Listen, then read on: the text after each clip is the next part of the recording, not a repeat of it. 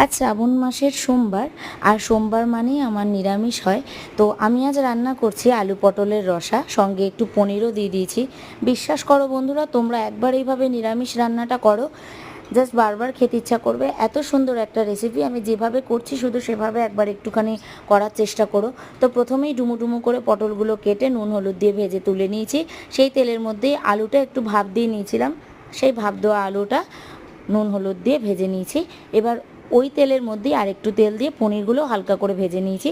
ততক্ষণে আমি কি করেছি, একটা মশলা করে নিয়েছি, যেমন 3টে টমেটো আমি একটু গ্রেট করে ঘষে নিয়েছি, আর জিরে ধনে নুন আর ওইদিকে একটু মিষ্টি হলুদ সব একসঙ্গে ভিজিয়ে রেখেছিলাম। সেই মশলাটাও কড়াইতে দিয়ে টমেটোর সঙ্গে একসঙ্গে লঙ্কা বাটা দিয়ে ভালো করে কষিয়ে নিয়েছি যতক্ষণ পর্যন্ত কাঁচা গন্ধটা না গেছে।